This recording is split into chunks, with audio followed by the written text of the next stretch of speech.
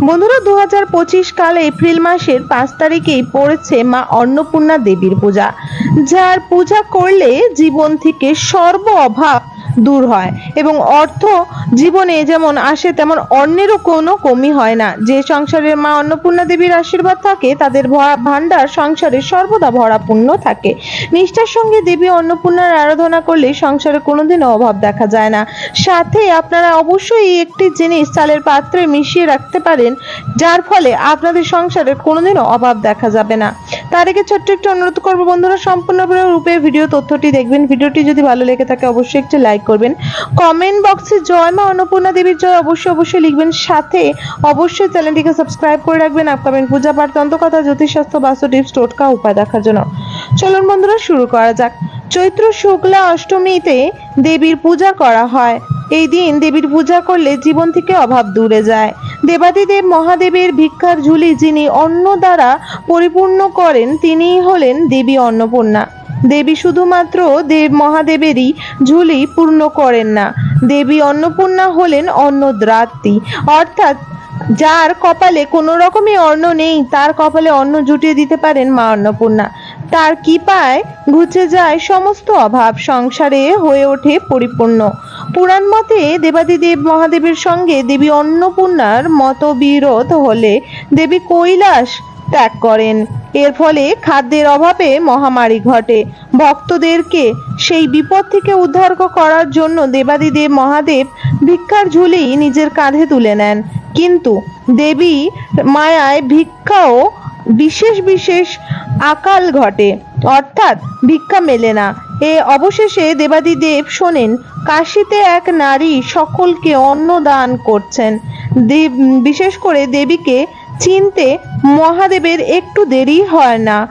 বিশেষ করে অবশেষে মহাদেব দেবীর কাছে ভিক্ষা গ্রহণ করেন এবং বিশেষ করে ভক্তদেরকে মহামারী ও খাদ্যের অভাব থেকে রক্ষা করেন।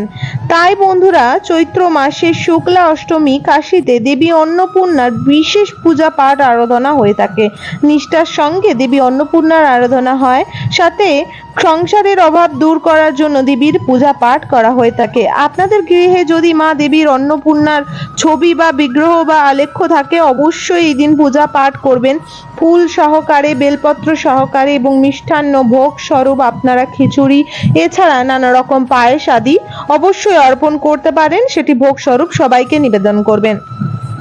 বন্ধুরা কি সেই উপায় ও টোটকা সেটি জেনে নেব। তার আগে সঠিক সময় সবাই জেনে গেছে, তাও একবার আমি বলে দিচ্ছি। বিশেষ করে বাংলা মতে অষ্টমী তিথি আরম্ভ হচ্ছে 21শে চৈত্র শুক্রবার, ইংরেজি মতে এপ্রিল মাসের বিশেষ করে 4 তারিখ শুক্রবারই শুরু হয়ে যাচ্ছে, সময় 8টা 18 মিনিট থেকে।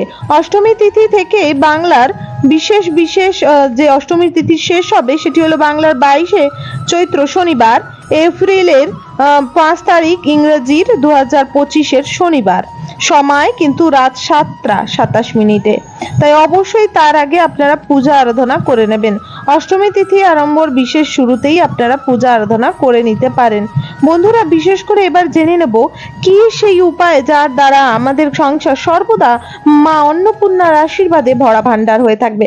বন্ধুরা মা অন্নপূর্ণাকে পূজা করার জন্য আপনাকে কিছু পুষ্প, লাল মালা, লাল ফুল, বেল্লপত্র, দুর্ব এবং সাথে লাগবে কিছু ভোগ স্বরূপ নিবেদন করার জন্য মা অন্নপূর্ণাকে কিছু ভোগ অবশ্যই নিবেদন করবেন। সাথে একটি বিশেষ থালি আপনাকে তৈরি করতে হবে। অন্নপূর্ণা পূজার দিন সারা ঘরে বিশেষ করে আপনারা গঙ্গার জল ছেটাবেন। এই দিন পূজা করলে অনেক পুণ্য লাভ হয়। সাথে এই দিন যদি আপনি ভোগ স্বরূপ মা অন্নপূর্ণাকে নিবেদন করেন এবং সেটি পাড়ায় বা গরিব দুঃখিনীদের মধ্যে বিলান, এতে মা অন্নপূর্ণা অতি সন্তুষ্ট হন এবং সংসারে তাদের সর্বদা ভরপূর্ণ থাকে। জেনে নেব কিভাবে সেই দিন আপনাকে বিশেষ উপায় করতে হবে। সর্বপ্রথম বলবো ঘর থেকে আপনারা অভাব ও বাস্তু দোষ দূর করার জন্য এই দিন ধুনোর সঙ্গে একটি জিনিস অবশ্যই মিক্স করবেন। সেটি হলো আপনাকে নিতে হবে নারকেল ছোবড়া, যদি ঘুটে পান অতি উত্তম। এটি কর্পূরের দ্বারা আপনারা ভালোভাবে জ্বালিয়ে নেবেন। তারপরে যখন ভালোভাবে জ্বলে যাবে তার উপরে একটু গুঁড়ো কর্পূর আরো বিশেষ করে ছিটিয়ে দিতে হবে সুগন্ধির জন্য। ধুনো এবং বিশেষ উপকরণ যেটার দ্বারা শুক্র গ্রহ মজবুত হবে, বাস্তু দোষ দূর হবে, মা অন্নপূর্ণা অতি প্রসন্ন হবে, সেটি হলো দালচিনি। হ্যাঁ বন্ধুরা, আমরা গরম মশলায় প্রয়োগ করা, খাদ্য তালিকায় প্রয়োগ করা যে দালচিনি, এটি কিন্তু টোটকা উপাচারে দারুণভাবে ব্যবহৃত হয়। তাই দালচিনিকে আপনাকে নিয়ে নিতে হবে এবং দালচিনির একটি বিশেষ টুকরো ওর মধ্যে দিয়ে দিতে হবে। এইটি কিন্তু মা অন্নপূর্ণাকে আরতি করার পর সারা গৃহে দরজা জানলা ও সদর দরজা খুলে রেখে ঘণ্টি সহকারে মা অন্নপূর্ণা মা দেবী দুর্গার নাম করে করে সারা গৃহে দেখালে এতে আপনার বাস্তু মজবুত হয়, ঘরে মা অন্নপূর্ণার অতি আশীর্বাদ আসে। সকালবেলা পুজো শুরু করার আগে অবশ্যই 9টি 21টি 7টি যেমন পাবেন আমের পাতা নিয়ে এসে, যে গাছে ফল হয়েছে সেই গাছের আমের পাতা নিয়ে এসে গঙ্গা জল দিয়ে ভালোভাবে ধুয়ে শুদ্ধ করে তার মধ্যে একটি করে সিঁদুরে টিপ পরিয়ে আপনার একটি তোরণ বানিয়ে সদর দরজায় অবশ্যই লাগাবেন। এতে মা অন্নপূর্ণা অতি প্রসন্ন হয় এবং আপনার গৃহে তিনি খিচে চলে আসে, অর্থাৎ আপনার গৃহে মা অন্নপূর্ণা আসবেই আসবে।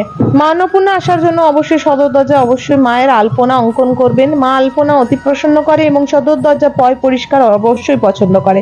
এরপরে জেনে নেব সেই বিশেষ জিনিসটি কি, যার প্রভাবে আপনাদের সংসারে আপনারা 1টি বছর রেখে দেবেন এবং এটি জন্মান্তরে আপনাদের দুর্ভিক্ষ বা অভাব বা সংসারের টানাপড়া সেগুলিকে দূর করবে। তার জন্য আপনাকে দরকার হবে আতপ চাল বা গোবিন্দভোগ চাল। হ্যাঁ বন্ধুরা, 100 গ্রাম আতপ বা গোবিন্দভোগ চাল আপনারা একটি বিশেষ করে কাঁসা বা মাটির পাত্রে নিয়ে নেবেন থালার মধ্যে। তারপরে নিয়ে নেবেন আপনারা কড়ি আপনারা 7টি 9টি 5টি নিতে পারেন বা 1টি নিতে পারেন। সাথে নিয়ে নিতে হবে শুকনো হলুদের গিট, যেটি দশকর্মা বা যেখানে ধূপ বাতি বা ঠাকুরের সামগ্রী পাওয়া যায় সেখানে অ্যাভেলেবেল থাকে। এই জিনিসটিও আপনাকে 1টি 5টি 9টি 21টি এভাবে নিতে পারেন। তারপরে আপনারা এর মধ্যে 1 টাকা 1 টাকার কয়েন সেটি দিতে পারেন এবং তার মধ্যে দেবেন একটি বেলপাতা, একটি লাল ফুল, একটি দূর্বা। এটি নেওয়ার পর তার মধ্যে আপনারা বিশেষ করে মা অন্নপূর্ণার সামনে সেটি নিবেদন করবেন যে হে মা অন্নপূর্ণা, এটি অবশ্যই স্বীকার করবেন এর মধ্যে আপনার অলৌকিক শক্তির আশীর্বাদ প্রদান করে দিয়ে যাবেন মা, যাতে আমার সংসারে সর্বদা ভরাপূর্ণ থাকে, কোনোদিনও খাদ্য ও অর্থের অভাব না হয়। মা অন্নপূর্ণার কাছে ভালোভাবে মাথা নিচু করে ক্ষমা অর্চনা চাইবেন পুজো চলাকালীন কোনো ভুল চুক হয়ে যাবার কারণে। মা অতি ভালো, মা প্রতিটি সন্তানকে সর্বদা আশীর্বাদ প্রদান করে থাকেন, তাই অবশ্যই করবেন। এবং পুজো দেওয়ার পর অবশ্যই কর্পূর সহকারে পঞ্চপ্রদীপ সহকারে আরতি করবেন, মাকে ভালো করে নমস্কার করবেন। অন্নপূর্ণা পূজার দিন রান্নাঘর একদম ঝকঝকে চকচকে অবশ্যই রাখা দরকার। রান্নাঘর গ্যাস থেকে শুরু করে দেয়াল, রান্নাঘরের প্রতিটা জায়গা খুব ভালোভাবে পরিষ্কার করবেন। বিশেষ করে যেখানে রান্নাঘরে সর্ষের তেল ও চাল থাকে আর নুন হলুদ থাকে সেই জায়গাগুলো খুব ভালো করে পরিষ্কার পরিচ্ছন্ন করে নেবেন, ভালোভাবে ঝাড়মুছ করে নেবেন। রান্নাঘরে এক কোটাও ঝুল না থাকে সেই দিকেও খেয়াল রাখবেন। রান্নাঘরে এই দিকে যখন মার পূজা করবেন একটি পান পাতা পূর্ব দিকে করে রাখবেন, সেই পান পাতার উপরে একটি ঘিয়ের প্রদীপ, সামান্য 21টি বা 9টি বা 5টি বা একটি চাল এবং একটি এলাচ দিয়ে ঘিয়ের একটি প্রদীপ মা অন্নপূর্ণার নাম করে বা মার আরতি করে রান্নাঘরে অবশ্যই রেখে দিয়ে আসবেন। এর ফলে আপনাদের রান্নাঘরে মার আশীর্বাদ অবশ্যই আসবে এবং অবশ্যই মার আশীর্বাদে অর্থনৈতিক উন্নতির সাথে সাথে খাদ্য শস্যর কোনো কমতি না হবে না। এরপরে আপনি মায়ের পূজা দিয়ে কিছুক্ষণের জন্য মায়ের কাছ থেকে সরে যাবেন ভোগ নিবেদন করার জন্য, আশীর্বাদ প্রদান করার জন্য। তারপরে মার কাছে এসে 3বার করতলে হাততালি বাজিয়ে মার কাছে ক্ষমা অর্চনা চেয়ে প্রসাদ তোলার আগে অবশ্যই চালের যে বিশেষ করে পাত্রটি নিবেদন করেছেন সেটি নিয়ে যাবেন।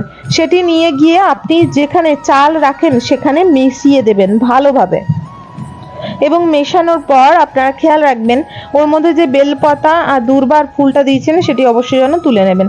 তারপরে ভালোভাবে মিক্স করবেন এবং 1 টাকার যে কয়েনটা দিয়েছেন 16 আনা সেটি আপনি আপনার তিজোরিতে রাখবেন বা লক্ষ্মীর ভান্ডারে সিঁদুরে টিপ পরিয়ে রাখবেন, ওইটি কোনোদিনও খরচা করবেন না, বা আপনার মানি পার্সেও রাখতে পারেন।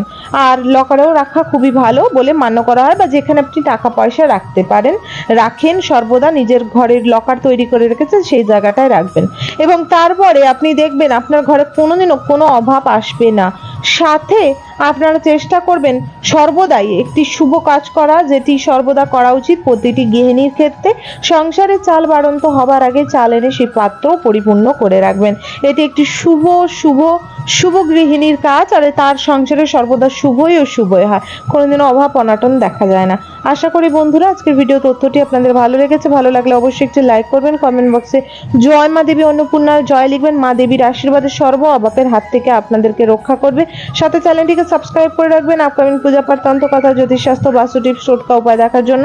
অবশ্যই আপনারা লাইক করে দিয়ে যাবেন এবং আপনার ভাই বোন ও দিদি মাদের সাথে, ফ্যামিলি মেম্বারের সাথে অবশ্যই ভিডিওটি শেয়ার করবেন, যাতে তাদের সংসার ও মা অন্নপূর্ণার আশীর্বাদ সর্বদাই থাকে। হরে কৃষ্ণ, রাধে রাধে।